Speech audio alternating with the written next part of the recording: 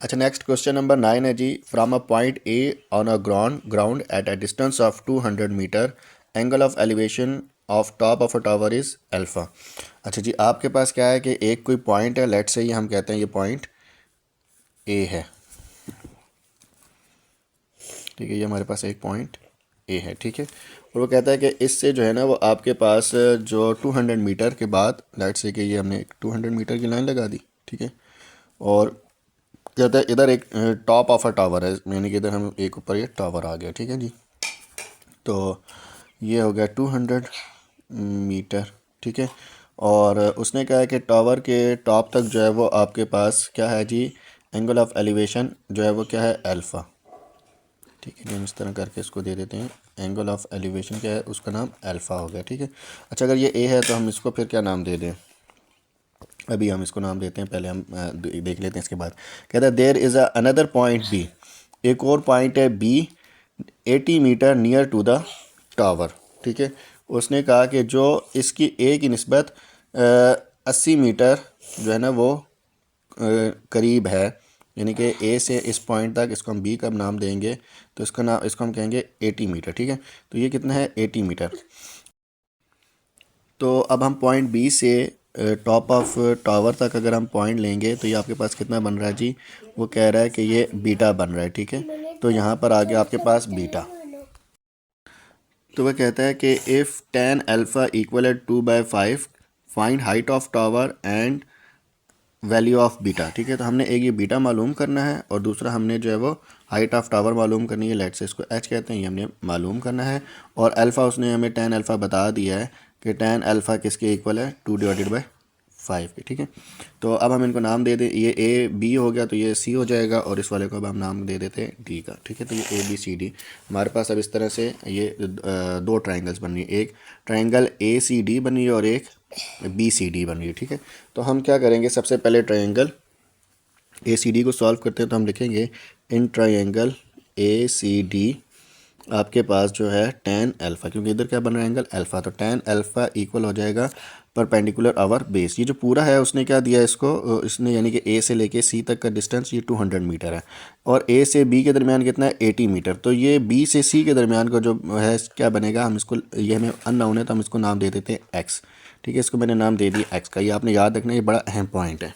ठीक है, अच्छा अभी हमारे पास पहले जो हमें ट्रायंगल सॉल्व करनी है वो ट्रायंगल ए सी डी है। तो tan अल्फ़ा आपके पास इक्वल हो जाएगा थ्रू प्रॉपर ब्रशिंग यानी कि परपेंडिकुलर और बेस, तो ये बन जाएगा h डिवाइडेड बाय 200 मीटर। और tan अल्फ़ा उसने हमें बताया हुआ कितना है, 2/5 इक्वल हो जाएगा h डिवाइडेड बाय 200 मीटर। तो अब हमें सिर्फ h मालूम करना है, ये रीअरेंज करके लिखेंगे तो ये आपके पास बन जाएगा 2 × 200 डिवाइडेड बाय 5। ठीक है, तो ये आपके पास बनता है 5 वन ज़ा और 5 चौके 20 यानी कि 40 बन जाएगा। तो 40 दुनिया आपके पास कितना बन जाएगा, 80। तो यहाँ पे आपके पास आ जाएगा 80 मीटर। तो हाइट जो है वो आपके पास 80 मीटर आ गई है, हाइट ऑफ टावर। बेशक इसके आगे लिख भी लें। ठीक है, हाइट ऑफ टावर आपने मालूम कर ली। अब हमें क्या मालूम करना है जी, अब हमें एंगल बीटा मालूम करना है। ठीक है, तो अब उसके लिए हम क्या करेंगे, हम लिखेंगे इन ट्राइंगल, जो दूसरी राइट ट्राइंगल है वो हमारे पास क्या है, बी सी डी। तो ट्राइंगल बी सी डी के अंदर हम लिखेंगे जी tan बीटा इक्वल है किसके, h डिवाइडेड बाय x के। ठीक है, अब यहाँ वो असल चीज़ है, देखें h जो है वो आपके पास आ गई है, कितनी है, 80 मीटर। ठीक है, 80 मीटर आपके पास h आ गया। अब ये जो x है, ठीक है, ये बेसिकली किसके इक्वल है, देखिए अब मैं ये इधर आपने साइड पे ही कर लें। ठीक है, जो आपके पास टोटल था यानी कि ए से लेके सी तक ये कितना है, 200 मीटर, जो कि किसके इक्वल बन रहा है, 80 + x। तो हमें इसको इस तरह लिख दूँ, 80 मीटर + x। ठीक है, तो अब देखिए ये क्या हो जाएगा, ये हो जाएगा 200 - 80 इक्वल्स टू x हो जाएगा, यानी कि x किसके इक्वल आ जाएगा, 200 - 80 करें तो ये आ जाएगा 120 मीटर। ठीक, तो x आपके पास 120 मीटर आ गया, यानी कि जो इसमें बेस आपके पास बनेगी वो 120 मीटर बनेगी। ठीक है,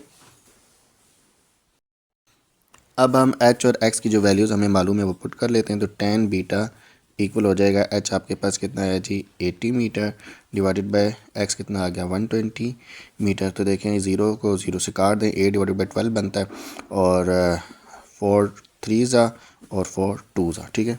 तो ये आपके पास बन जाएगा tan बीटा इक्वल है 2/3 के, और या फिर आप इसको यूँ लिखेंगे कि बीटा इक्वल हो जाएगा tan इनवर्स ऑफ 2/3। तो ये अब आप इसको करके देख लें, 2/3 करेंगे तो ये 0.66 समथिंग आएगा, चलता है जब नॉन टर्मिनेटिंग फैक्टर आ जाएगा, ठीक है। तो 2.3 करें और फिर शिफ्ट के साथ 10 दबाएं तो ये आपके पास बनेगा tan इनवर्स ऑफ 2/3। तो बीटा आप देखेंगे आपके पास जो आंसर आएगा ये कुछ बन रहा होगा राउंड अबाउट करके 33.68 समथिंग या 69, तो हम इसको 69 लिख दें, या फिर आप इसको मज़ीद इसको राउंड ऑफ करते हैं तो आप इसको ये भी लिख सकते हैं कि बीटा इक्वल है आपके पास 33.7 डिग्री, ठीक है। तो ये आपके पास दोनों अब आंसर इसके आ चुके हैं।